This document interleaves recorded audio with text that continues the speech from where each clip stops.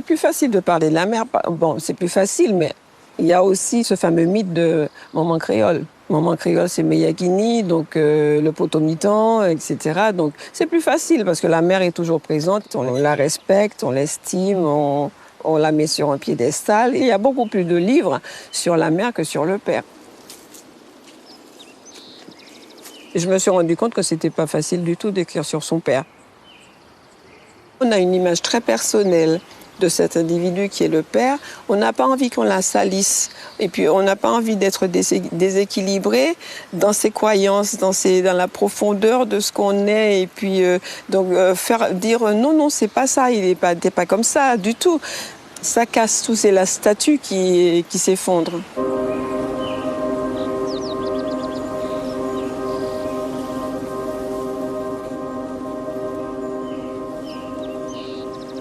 Ce qui m'a donné envie d'écrire sur lui, c'était justement ça, les questionnements. Qui c'est une personne qui vit avec vous, mais qu'on ne connaît pas? Une personne qui est là, mais qui est là tous les jours avec vous, mais vous ne savez pas qui c'est. Et c'était la question, moi je regardais, j'étais avant-dernière, je suis toujours avant-dernière de la fratrie, et je le regardais aller et venir. Il était beau, mon père très très beau, je dis dans le livre qu'il est beau comme un acteur de cinéma, et puis il se savait beau, donc il était séducteur, il avait aussi comme son père, de nombreux enfants aussi à droite à gauche. Mais la question, je me dis, mais qui c'est ?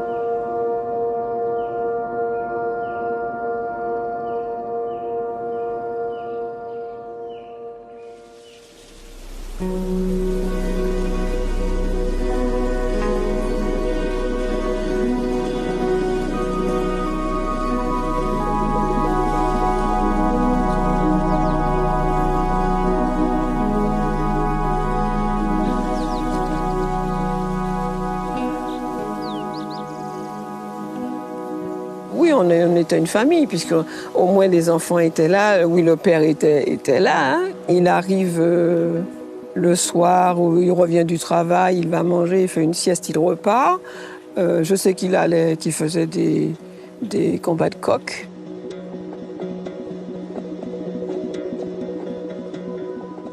Ce qui se passait dans le pit, on ne sait pas, on ne connaît pas. Ce qui se passait après le pit, on ne savait pas.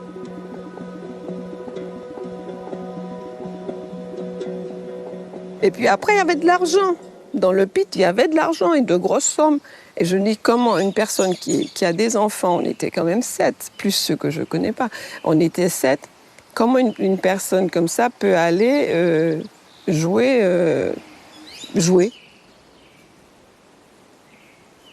Petite, je le regardais avec admiration. Et il parlait bien, il lisait, il conduisait sa voiture. Il a eu très tôt une voiture, il y a beaucoup d'hommes n'avaient pas de voiture là où on habitait. Donc je crois que j'étais en admiration devant lui jusqu'à ce que je découvre qu'en fait c'était un personnage à de multiples facettes et qui c'était pas très honorable pour lui. C'est tombé, le flanc est tombé, quoi. Oui. Et le père Papillon, il a sa famille, il est chez lui, il a pris femme, comme on dit, dans la maison, mais il ne peut pas rester en place, donc il va séduire des femmes, souvent jeunes. Et puis, ce qui est d'extraordinaire, c'est qu'il peut même aller jusqu'à se fiancer et aller presque près du mariage, alors qu'il est déjà marié. Donc, il peut avoir différents ménages sur l'île, il peut avoir différents ménages dans la commune, et il peut avoir différents ménages dans la même rue, dans le même quartier aussi. Bon, limite, je ne sais pas, je ne suis pas sûre, je n'ai pas vérifié s'il pouvait avoir différents ménages dans la même maison, mais ça ne m'étonnerait pas que ça soit arrivé. Quelquefois, il nous emmenait à la mer. Donc, de toute façon, on était tellement nombreuses, vous rentrez toutes dans une voiture. Et puis, une fois, je crois qu'il avait une de chevaux à ce moment-là. Et donc, forcément, il y en avait une qui était dans le coffre.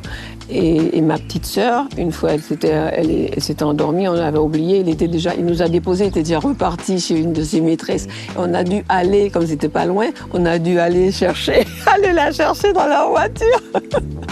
Donc, et quelquefois, il nous emmenait à la mer.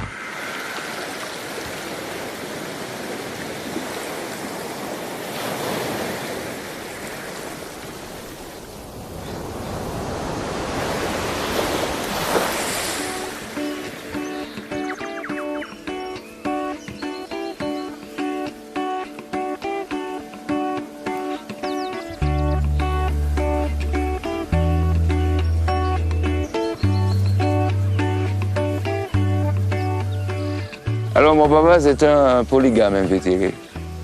D'accord? C'est-à-dire que j'ai plus d'une trentaine de frères et sœurs. Et nous avons tous grandi et puis nous nous rencontrons. Et puis nous ne sommes pas demi-frères et demi-sœurs, nous sommes frères et sœurs. Nous savons nos histoires, etc. Donc c'était un monsieur marié à personne. Bon, il se trouve qu'à un moment de son existence, il épouse notre mère, enfin de ce groupe-là. Tu vois comment je pose les choses? Et bon, ce vieux nègre avait le malheur d'être non pas seulement cultivé, mais intelligent. C'était ça, c'est-à-dire que des fois, ces zones de silence m'interpellaient. Et je les cherche toujours. Je les cherche toujours en moi et je les cherche toujours dans la relation. Donc c'est ce silence-là chez lui qui...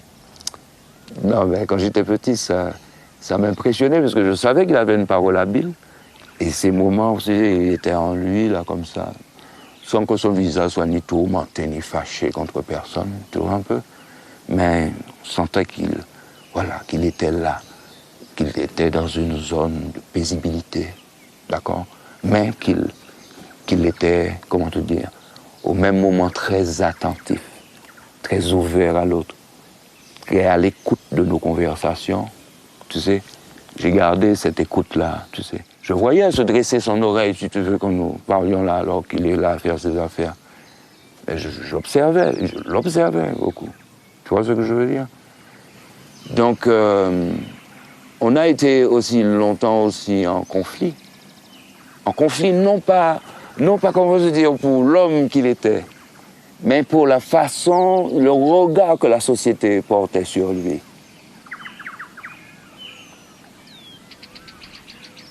À quel moment on définit le papa absent? À quel moment ce constat-là, à quel moment il se perfectionne, quoi? À quel moment il se stabilise? Un papa absent. Alors, c'est quoi un papa absent? Un papa qui n'est plus là avec la maman parce qu'il est occupé ailleurs avec d'autres familles, ou occupé ailleurs à travailler pour ramasser des choses pour nourrir cette famille. À quel moment, c'est quoi le constat d'absence? Est-ce que le constat d'absence, c'est ça aussi? Je suis petit, ton papa qui est polygame, il n'est pas là tout le temps. Mais quand il est là, en tout cas, le lieu qu'il occupe avec ta maman, c'est ce lit-là, dans cet espace-là. Et quand tu te réveilles le matin, c'est là que tu les retrouves. Père absent, mais à quel niveau de l'absence?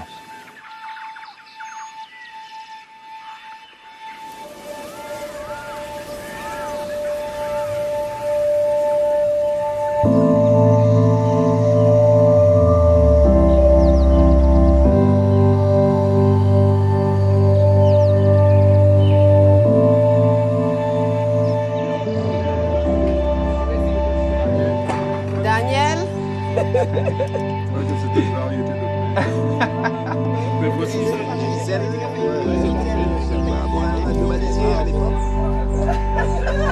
C'est pas elle qui continue, alors elle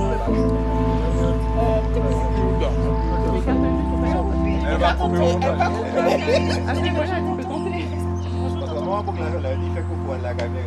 J'ai été élevé avec ma mère et 4 sœurs. 2 avant moi, 2 après moi. Avec également 3 autres sœurs et 2 autres frères du côté de mon père. Mais j'ai surtout vécu avec ma mère qui nous a élevés seuls. Je dis seuls parce que je n'ai jamais vu d'homme à la maison. Maman, à chaque rentrée scolaire, me disait, bon, faut descendre, gagne papa. Hein. Faut descendre, c'est-à-dire aller à Rivière-Salée. Alors, à chaque entrée, j'arrivais près de chez mon père. Comme il était chauffeur de taxi, monsieur n'est jamais là. Donc, je fais le pied de grue pendant 2 heures, 3 heures de temps. Je suis appuyé devant la maison où il habite. Son épouse me dit, mais entre, ne reste pas dehors. Mais je préfère rester dehors parce que dehors, je vois les voitures qui passent. Donc j'attendais 2 heures, 3 heures de temps. Le bonhomme n'est pas entré. Je dis à ma belle-mère, bon, tant pis, ben je pars. Je pars, je reprends la route à pied. Il n'y a pas de moyen de transport. Hein. Je remonte. Peiné, gêné pour ma mère. Parce que je vais arriver à la maison. Papa parti là. Hein. Papa n'était pas là. Donc elle est fâchée. Elle n'a rien.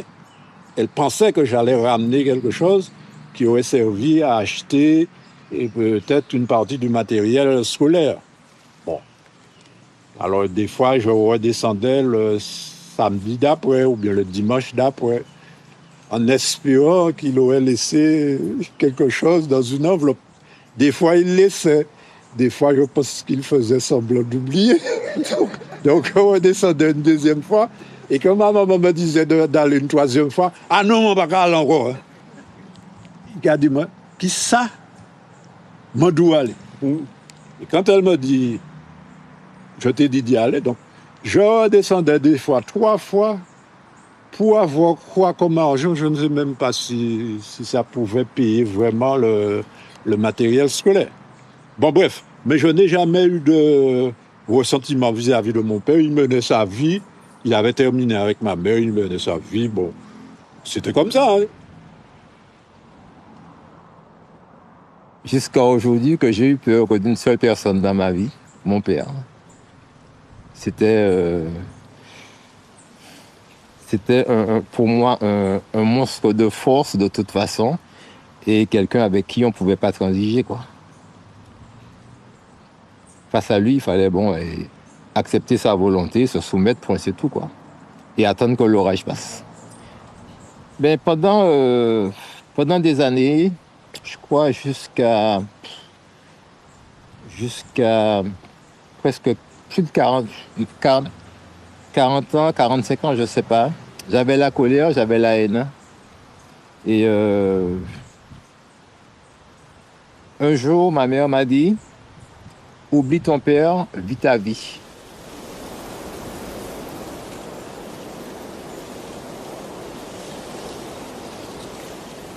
C'était pas, comme on dit chez nous, un pilier de bar, pas du tout. Il n'avait pas de copains.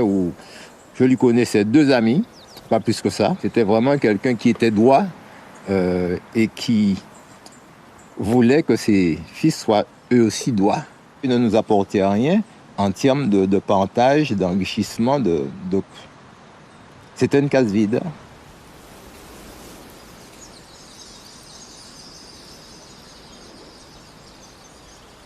Entre hommes, je pense qu'on peut parler, en ce qui me concerne, avec mes amis, je parle du papa, d'autant que j'ai une certaine fierté de mon père qui était un être assez particulier dans le quartier. Il avait une seule jambe, il était donc amputé de la jambe, mais il n'y avait pas un arbre dans le quartier qu'il ne grimpait pas. J'ai eu quelquefois été gêné parce que papa était agile du coude.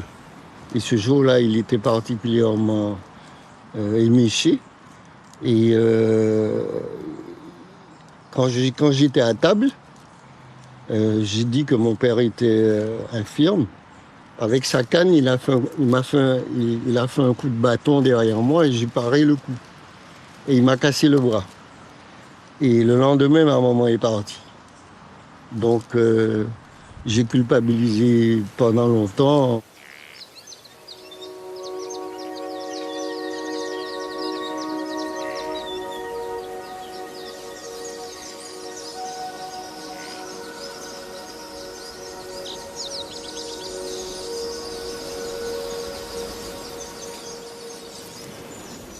La notion de tendresse, c'est très difficile pour nous. On ne dit pas papa, on l'aime, on ne va pas embrasser un homme. Aujourd'hui, j'embrasse les hommes sans problème, j'ai aucun problème avec ça. Depuis que d'ailleurs je suis allé à Porto Rico, j'ai trouvé que c'est une excellente chose de faire l'abrasso Donc, mais vraiment, c'est un problème.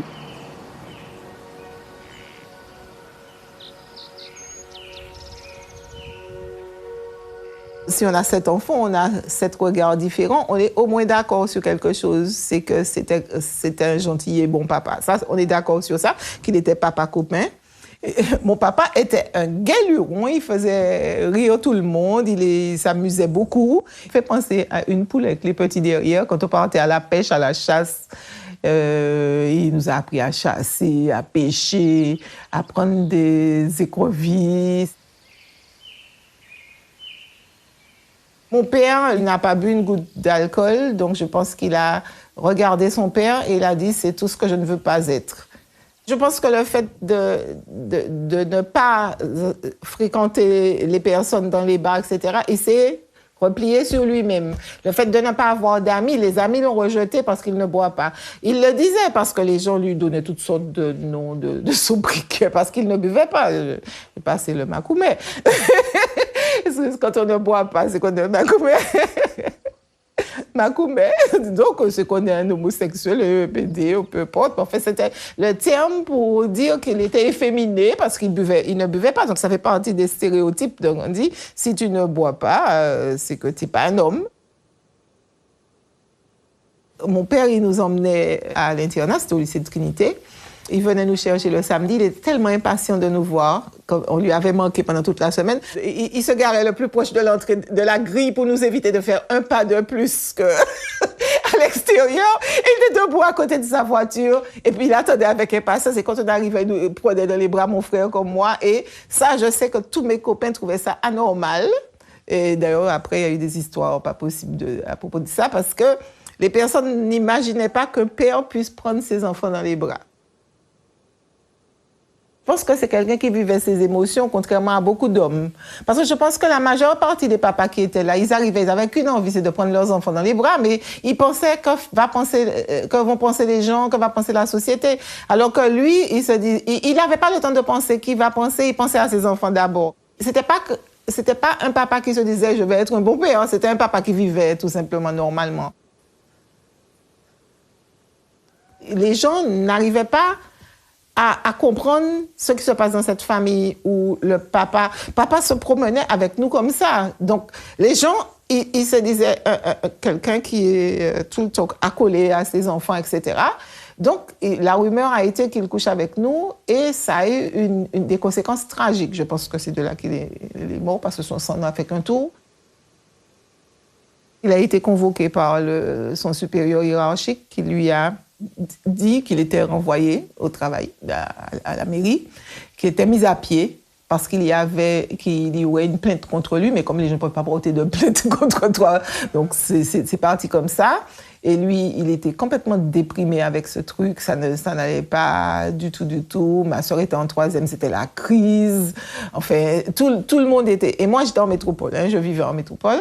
Et donc, ma mère est tombée malade, très gravement malade. Elle a eu un cancer, donc c'était assez compliqué. Et je rentre. Et puis elle me dit, je vais te dire quelque chose. C'est pas le cancer qui me tue. Je lui dis, ah bon, non, c'est pas le cancer qui me tue, c'est ce qu'on a dit de ton père.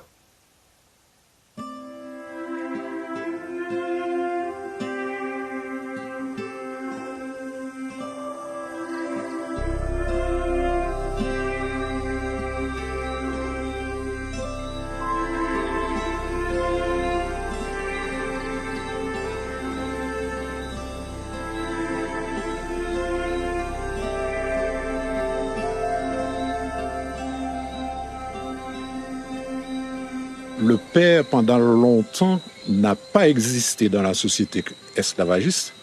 C'était avant tout un géniteur. Sur l'habitation, il y avait le mâle le plus robuste qui servait à engrosser les femmes esclaves pour faire qui étaient des reproductrices en général, pour agrandir le cheptel à l'époque esclavagiste. Tel ou tel colon avait un cheptel de 50, 60, 100 esclaves. Et souvent, quand il n'y avait pas de géniteur esclave, le propriétaire de l'habitation était lui-même le géniteur. C'est lui qui engrossait les filles de l'habitation. Et il y avait à ce moment-là de jeunes enfants nés de ces unions qui devenaient à leur tour soit des esclaves, soit des libres en fonction de la bonne volonté du père.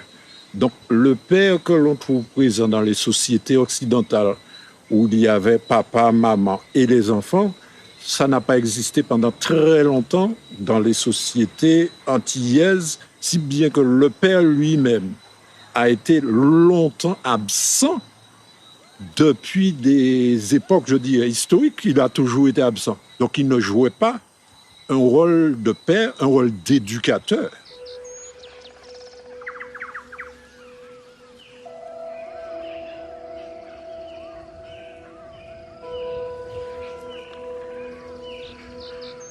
C'est une expérience qui aurait pu nous faire taire à jamais, quoi. D'accord? C'est une expérience qui aurait pu nous interdire de nous regarder, ne serait-ce que ça, de nous regarder dans les yeux. Parce que nous aurions eu tellement honte, si tu veux, de notre attitude au monde. Puisqu'il s'agit d'une politique de démounage, tu sais, c'est-à-dire enlever la part humaine des humains. Ça me rappelle, si tu veux, qu'il n'y a pas très longtemps, jusqu'aux années 60, je ne sais pas moi, les Africains américains valaient, je ne sais pas, quelque chose comme 3/5, tu vois, d'un humain anglo-saxon. D'accord? Les choses n'étaient pas différentes ici. Mais en observant la mangrove, il y a un mouvement, il y a un déplacement. Ça bouge, c'est vivant et l'équilibre est là. Tu vois ce que je veux dire? Si cette société est en équilibre, ben voilà, c'est cet équilibre de la marche. C'est-à-dire un équilibre remis en question pour que le pas puisse être fait. Et puis c'est nous qui disons ici, mancher tomber sans bel pas.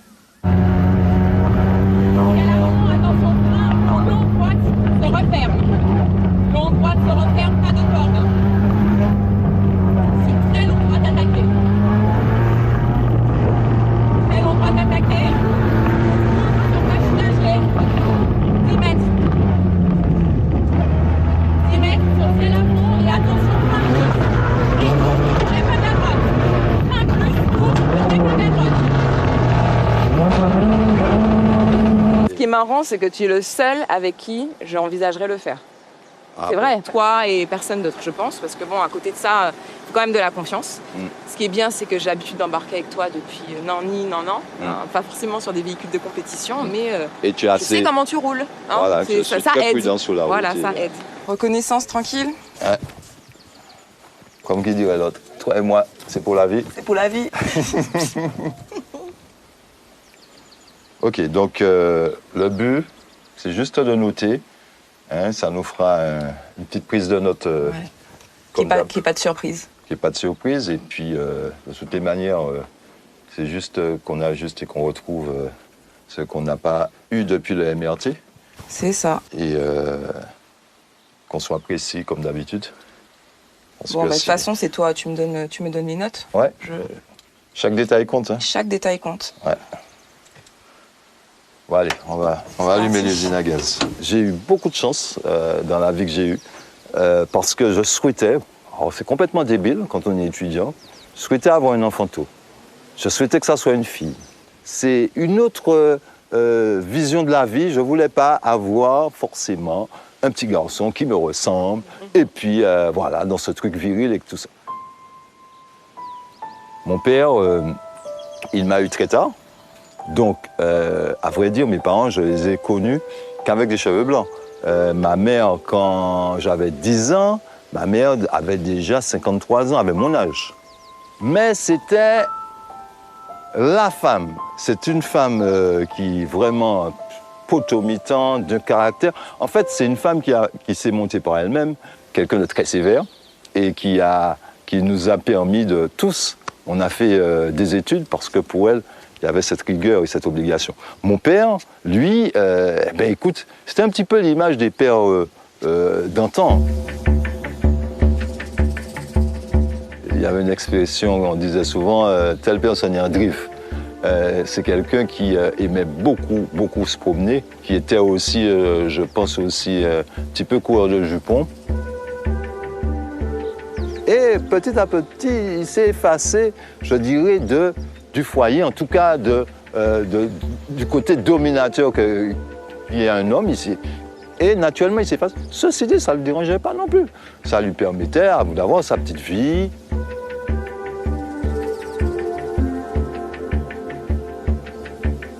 Sur les dernières années où il était en souffrance, etc., et un petit peu, on savait que voilà, c'était ces dernières années. J'ai quand même pu rattraper le coup. Je lui ai dit, je t'aime, papa. Et alors, lui, fait comme s'il n'a pas entendu, mais je sais qu'il a entendu, je sais que ça l'a touché. Tu vois l'embrayage là? Ah bon? Regarde ça. Ah non, mais c'est fait pour qu'on rallie. T'as vu? Tu vois? Ouais, la boîte est là. Tiens, mini. Si moi j'estime avoir un bon papa et que je prends mon vécu en référence, c'est la présence et le partage. C'est le fait de pouvoir vraiment partager des choses avec son père. Parce que du coup, j'ai énormément appris. En fait, mon éducation, j'ai vraiment remis un pan fondamental de mon éducation sur la présence de mon papa. Quelqu'un qui ramène l'argent, qui ramène le repas, qui t'apprend à cuisiner ce qu'il y a dans la maison, qui t'apprend même à tenir une maison, qui t'apprend à être autonome en tout cas sur les éléments de la vie. Ça me fait pleurer. Oh, tu peux. Pour moi, un bon père, c'est, ce que je vois, ce que moi j'ai comme expérience du bon papa, c'est quelqu'un avec qui j'ai grandi.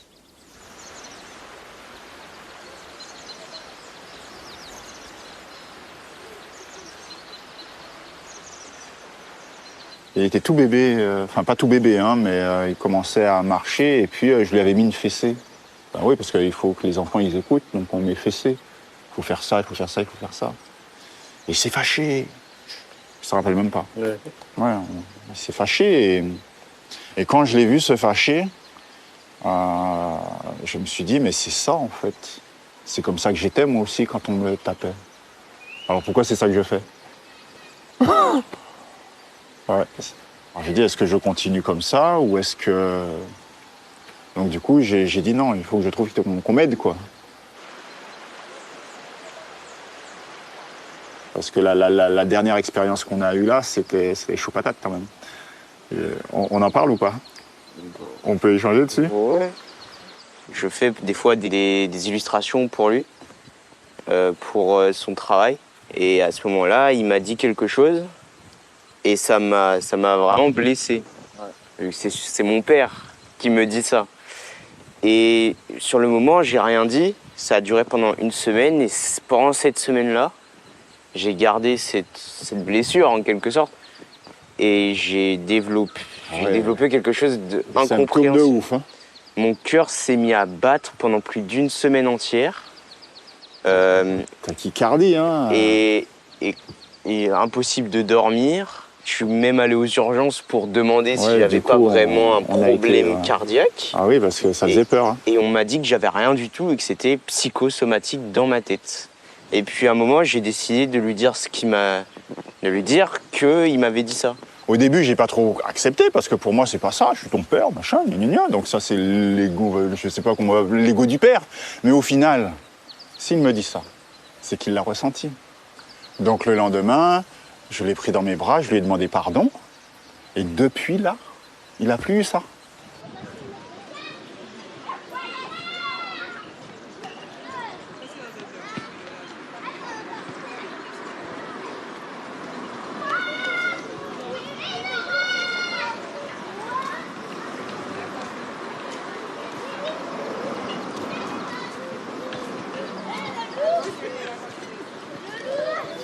Moi, je suis là.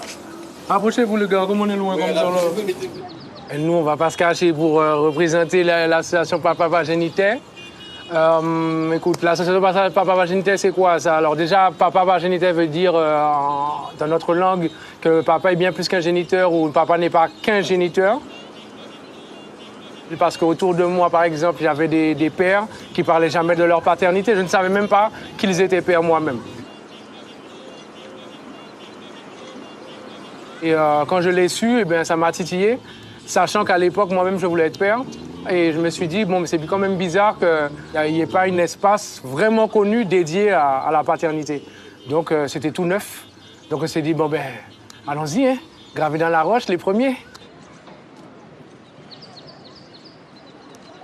Ce qui se passe en ce moment, en fait, c'est que, justement, l'homme ose parler, en fait. Avant, ça ne se faisait pas. On a l'impression que dans la société, personne ne sait réellement s'il y a des pères ou pas, sauf si on en voit un passer avec son enfant, mais on va appeler ça une exception. Alors que finalement, depuis qu'on se met un peu plus en avant, ben on en croise un peu plus. Donc je ne sais pas si c'est psychologique, mais maintenant je vois beaucoup plus d'hommes avec leurs enfants. Il faut dire qu'en Martinique, il y a 50% de foyers monoparentaux. Donc les époques ont changé. Et vu que les époques ont changé, on est obligé de s'adapter. On parlait d'assumer. Également, l'homme prend sa place aussi. Moi, je suis en garde alternée avec mon fils. Mon fils, quand il est avec moi, je fais tout ce que j'ai à faire avec lui. Que ce soit lessive, que ce soit repas. Donc voilà, je suis obligé de prendre les responsabilités. Montrer à mon enfant que ce n'est pas forcément une mère qui va t'apprendre certaines choses. Elle va t'apprendre comme moi, je peux t'apprendre également, même les mêmes tâches.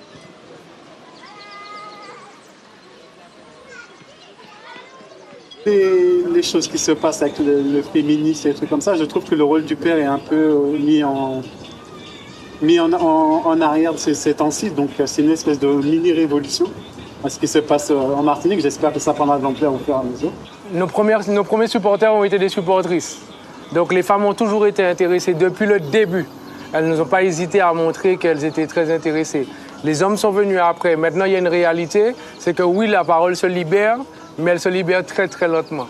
Maintenant, ça s'est quand même libéré un peu plus. Effectivement, Briscoe le disait, on voit un peu plus d'hommes. Même s'ils ne parlent pas beaucoup, même ou sinon, ils nous croisent. Quand ils nous croisent, ils nous montrent qu'ils nous big up, tu vois. Ils nous disent merci, ah ouais, on voit le travail, on suit. On ne parle pas beaucoup, mais on suit.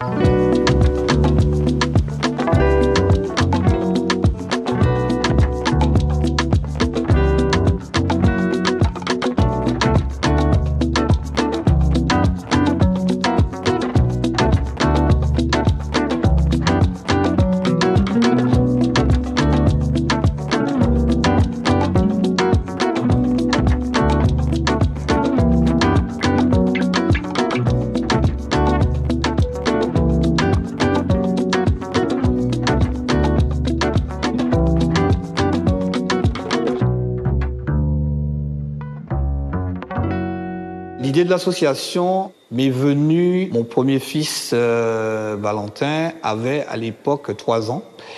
Et je me baladais avec lui, tranquillement. Et puis, il y avait une chatte avec ses bébés qui se baladaient, qui passaient dans la rue. Et il m'a fait la réflexion que les papas étaient comme les papas chats. Ils faisaient des bébés avec les mamans et ils les abandonnaient. Et c'est les mamans qui s'occupaient seules des enfants, comme la chatte, en fait, avec ses bébés. Et en fait, j'avoue que ça m'avait vraiment fait beaucoup de peine d'entendre mon fils dire ça. Malgré le fait qu'on passait du temps ensemble, qu'on faisait des choses ensemble. Et en fait, je me suis dit qu'il faut absolument changer cette image-là. Parce que ça veut dire que s'il pense ça de moi, ça veut dire que demain, il va reproduire la même chose. En tout cas, à l'époque, ça lui paraissait quelque chose de normal. Ce qu'on voulait montrer, c'est qu'il y a un fossé entre ce qu'on pense de l'attitude des papas et la réalité d'aujourd'hui. Et qu'il y a des papas qui s'occupent de leurs enfants et qui parfois en sont empêchés.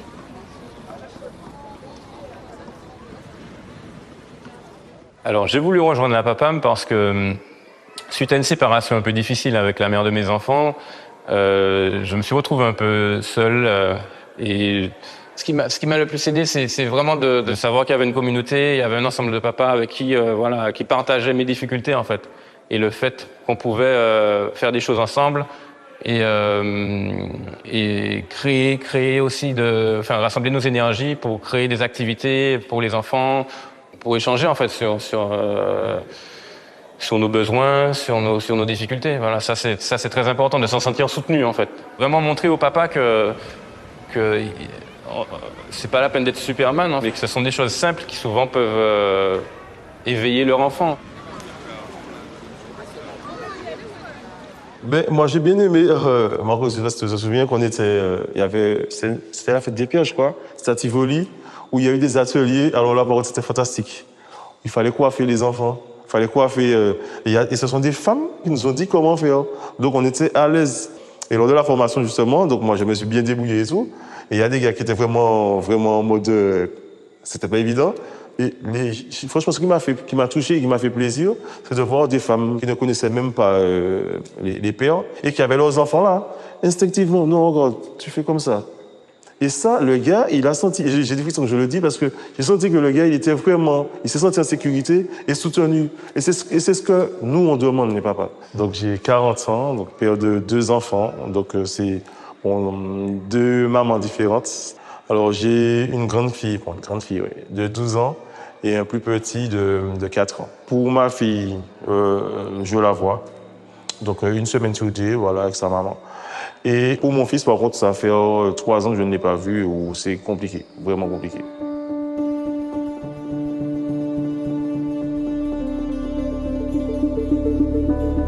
Entre la métropole et la Martinique, c'est une catastrophe. Si une maman décide de se faire oublier avec son enfant, elle part en métropole, c'est réglé.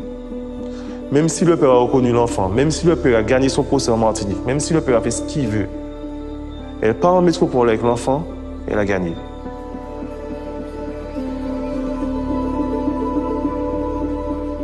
Elle est partie avec l'enfant sans me dire on n'a rien fait. J'ai signalé ça, on m'a dit oui, elle a le droit. Je suis parti en France parce que j'avais gagné mon procès, où je devais aller récupérer mon fils pendant les vacances de Noël, faire les vacances en Martinique avec lui et le ramener. Mais je suis allé là-bas, comme prévu avec mon truc, et elle ne s'est pas présentée. Elle ne m'a pas laissé l'enfant. J'ai porté plainte et tout. On était chez elle avec les filles, elle n'était pas là. Porté plainte, ça a donné quoi? Rien.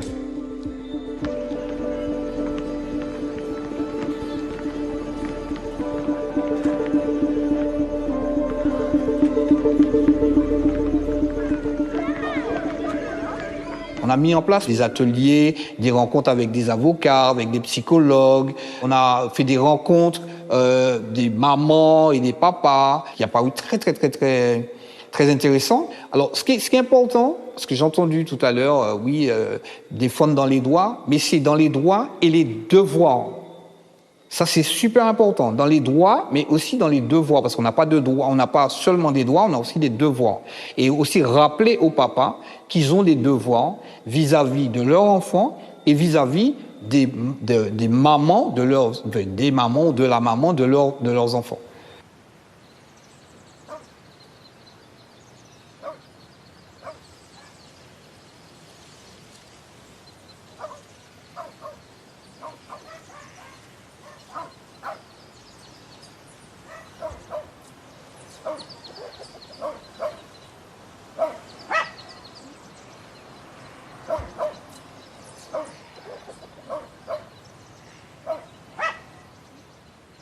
J'ai été élevé du côté de chez ma mère, sous le terrain maternel.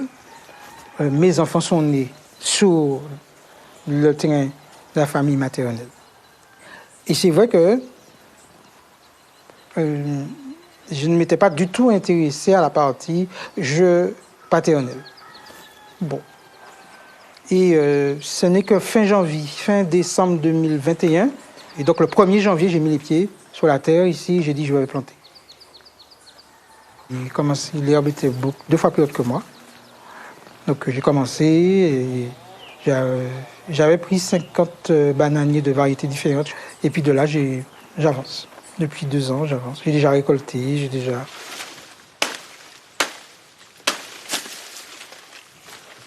C'est aussi un équilibre. J'ai fait presque 50 ans du côté mère, peut-être que il fallait équilibrer les choses. Peut-être que je fuyais aussi certaines choses du côté de mon père, puisqu'on l'a retrouvé pendu en 1991. Et peut-être qu'il y avait un rejet de ça aussi.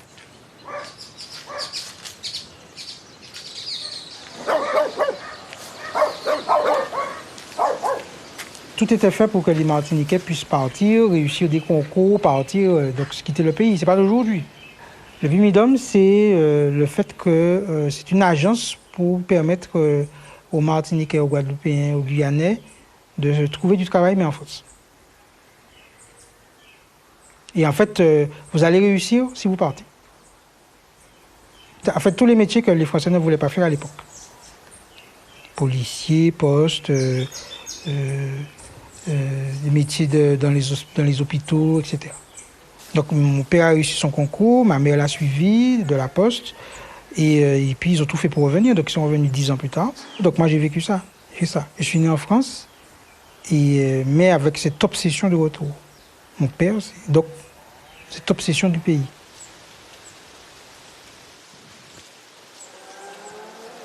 C'est quoi le rôle de père et de mère? J'ai presque dire que c'est de cultiver, c'est-à-dire de transmettre, c'est-à-dire de créer. C'est pour ça qu'aujourd'hui, c'est une joie profonde de pouvoir faire le chemin inverse, se réapproprier notre rôle de paternité, de guide. Il faut imaginer que chaque fois que papa tient un bébé, le bébé, la famille aussi s'abandonne à lui. C'est lui le cavalier, c'est lui le chevalier. Et ça, on a la capacité aujourd'hui de manifester cette puissance-là dans tout ce que nous faisons, pour être des modèles et des référents pour nos enfants. Que nos jeunes aient envie d'être des papas avec 5-6 enfants, des mamans, des familles, et qu'ils soient fiers de pouvoir aujourd'hui élever des enfants, leur montrer comment on plante, comment on jardine, comment on prend possession de toute la richesse de notre territoire, de nos mers, de nos rivières, de notre faune, de notre flore, et comment on peut créer.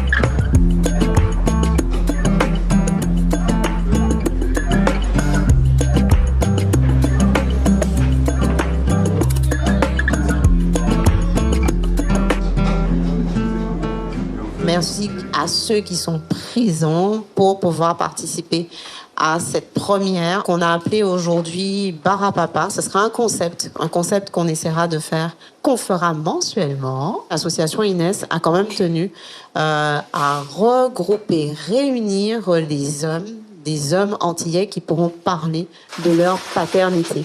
Alors, c'est vrai que moi, j'ai un petit garçon de 7 ans, je me suis séparé, j'avais 35 ans, donc mon fils était... Non, j'ai eu mon fils à 35 ans et je me suis séparé, peut-être il avait 2 ans et demi, 3 ans.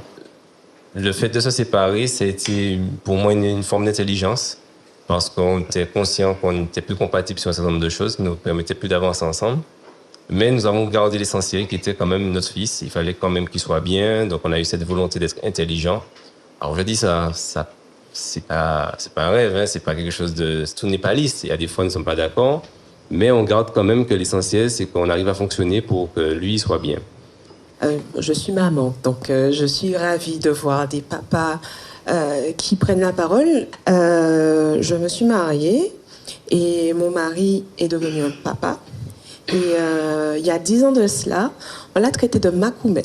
Parce que voilà, c'était mon mari avait son fils, notre fils, avec lui partout. Qu'un homme veuille naturellement s'occuper de son enfant et sortir avec, il y a une pression sociale qui est très très forte. Et il lui a fallu beaucoup de courage. Et j'ai beaucoup admiré mon mari sur ça. J'ai ma fille ici présente, Angela. Quand j'allais à la crèche, j'étais pratiquement le seul à aller à la crèche. Et j'allais, moi-même, je me demandais pourquoi j'étais à la crèche. Je voyais que j'étais à la crèche, il n'y avait pas d'autre père. Et pourtant, j'estime que j'ai un petit côté peut-être involontaire, macho. Et je pense que le parcours de mes parents a construit le père que je suis. Et puis, c'est toujours une construction. Parce qu'en fait, je n'ai pas fini d'apprendre à être père. Tous les jours, je suis dans... Il y a des situations nouvelles. L'enfant, quand il est petit, on n'est pas père de la même manière que lorsqu'il a 10 ans, lorsqu'il a 15 ans, lorsqu'il a 20 ans. Donc, on n'a jamais fini d'apprendre.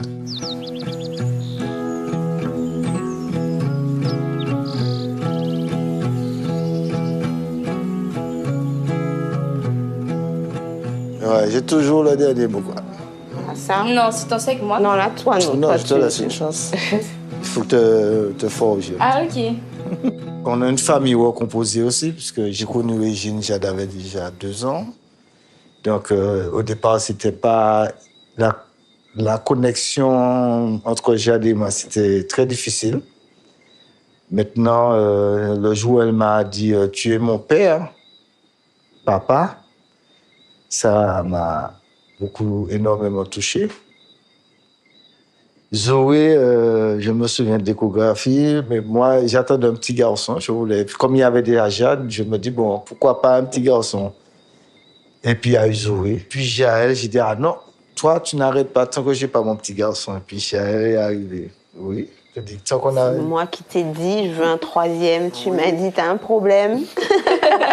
Dans cette famille-là, je me dis, ils m'ont bien choisi parce que lui, quand il a découvert, donc il savait que j'avais déjà une petite fille, une petite demoiselle, que je bougeais beaucoup. Quand je sortais de garde, je partais en visite à domicile parce que j'ai toujours cumulé, les passionnés. Je partais en visite à domicile, je faisais des cours à l'école de sage-femme, je faisais des conférences, j'ai toujours fait ça. Et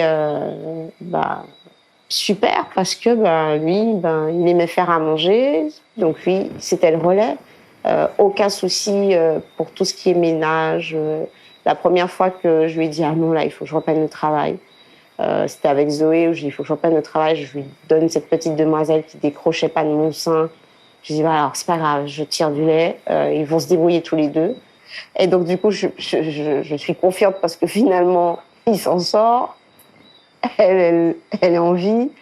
Donc, quand il me dit un autre petit bout et que c'est un garçon, je m'attendais encore à autre chose.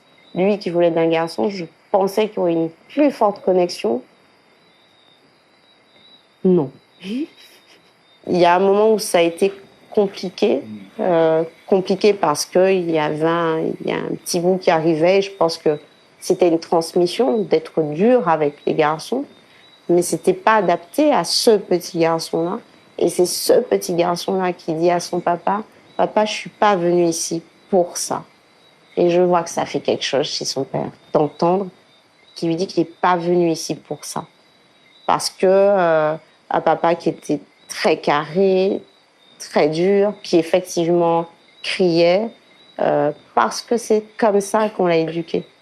Tapait parce que c'est comme ça qu'on m'a éduqué. Le changement de comportement que j'ai eu envers les enfants, indirectement, c'est en écoutant Régine, en discutant avec elle et en prenant de ce qu'elle me disait que j'ai mis en place. Donc forcément, oui, elle est un professeur indirect, quoi. Donc elle est mon prof perso. Mais il y a une période de ma vie où je buvais beaucoup. Et c'est vrai qu'il y a des moments où je profitais pendant que j'étais allongé là, bien cadavre. Et puis je me réveillais avec un tas de trucs, tout ça. Et c'est vrai que c'est loin. C'est loin. Pas si loin, c'est en 2018, donc ça va faire 6 ans que j'ai arrêté net. Quand Zoé elle est née, je ne me sentais pas peur. Pas du tout, on ne peut pas. J'étais comme une feuille vierge. Mais je pense que devenir père, c'est justement être cette page vierge-là. Et puis au fil des histoires qu'on a avec l'enfant, la mère, au sein de la famille, on écrit cette page-là et on devient père. Il faut conquérir notre place. Et maintenant, les mentalités changent. Il faut qu'on s'impose. Voilà. Donc l'idée du bar à papa, mais je pense que ça va... Il y en aura d'autres concepts autour du père qui... Voilà. Donc c'est une très bonne chose pour pouvoir régler les maux de la société de demain. Alors il est où notre poisson, il vient ou pas? Je vais le manger. On dirait que ça tire. Ah bon? Oui, on dirait. C'est ça la pêche, hein? Il faut avoir de la patience. Oui, il faut avoir de la patience. On le bouge un petit peu par là. Ouais. Et quand tu vas changer de... Et tu passes juste à côté. Il faut peut-être mettre en avant. Je crois que souvent, en tant que parent, on se met une pression, qu'on doit toujours tout réussir. Et je crois que non, moi, c'est de me dire que je me suis trompé aujourd'hui, puis de recommencer, de se remettre en question, de s'écouter, d'être à l'écoute aussi de la relation qu'on a.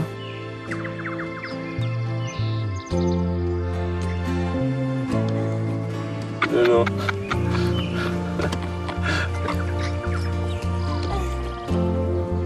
C'est une génération de nouveaux papas, quel que soit le milieu.